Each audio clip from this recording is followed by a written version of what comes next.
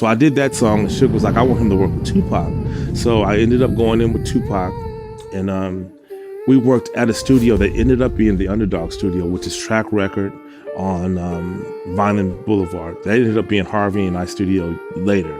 So imagine I'm in a studio I don't own it, I'm just in there working. Tupac comes in. In the secretive world of the music industry, there are those who work tirelessly behind the scenes, shaping the sounds, crafting the hits, and composing the soundtrack to our lives. Two of these unseen figures are Damon Thomas and Harvey Mason Jr., also known as the UnderDogs. An enigmatic producing duo from two different sides of the US, emerged from the shadows like a crescendo, striking a chord in the game with their undeniable talent and pedigree. Together they've worked with Aretha Franklin, Tupac Shakur, Mary J. Blige, Chris Brown, Whitney Houston, Justin Timberlake, and Babyface, just to name a few. But maybe we should slow it down a taste before we let the beat drop and start from the beginning. Who are they really? How did they come to be? And what happens when the underdogs become the top dogs? I know I'm on a dead-end street in a city without a heart.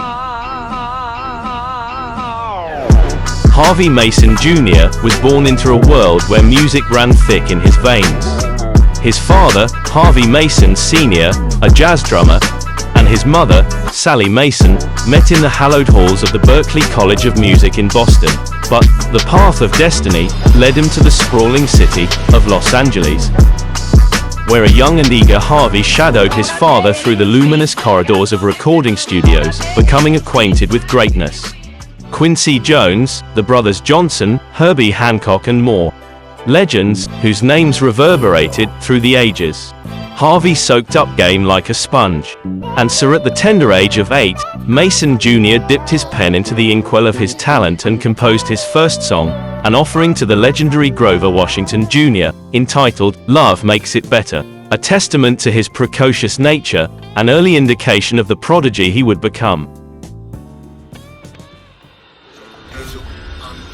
A 3-hour plane ride away, in the heartland of Kansas City, Missouri, a young Damon Thomas, at the tender age of 7, sat at his baby grand piano, honing his skills in the world of keys and melodies. His classical training, which melded perfectly with the fervor of gospel church music. This collision of genres shaped his artistic DNA, infusing his compositions with a depth and soulfulness that defied his young age.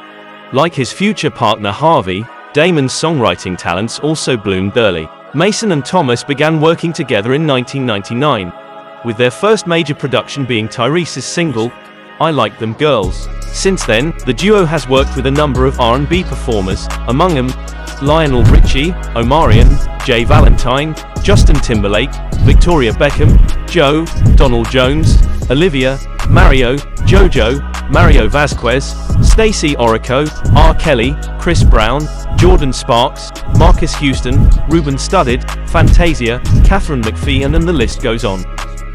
They were the creative force behind the epic soundtrack for the Broadway sensation turned silver screen gem, Dreamgirls, orchestrating the captivating performances by Jennifer Hudson, Beyoncé Knowles, Anika Noni Rose, Eddie Murphy, and Jamie Foxx. The UnderDogs also produced the powerful Aretha Franklin-Mary J. Blige collaboration, Never Gonna Break My Faith, for the Bobby soundtrack.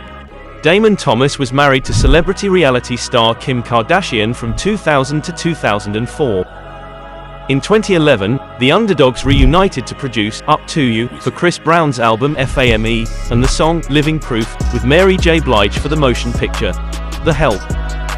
In 2012, the UnderDogs wrote and produced the first single from Chris Brown's album Fortune, titled Turn Up the Music. Also in 2012, the dynamic duo produced the soundtrack album for the films Pitch Perfect and Pitch Perfect 2. In 2014, they produced and arranged music for Get On Up, depicting the life of James Brown. In 2015, the UnderDogs produced and arranged music for the motion picture biopic Straight Outta Compton. Both are now happy fathers. Damon is the CEO of his own record label, and Harvey is currently the CEO of the Recording Academy.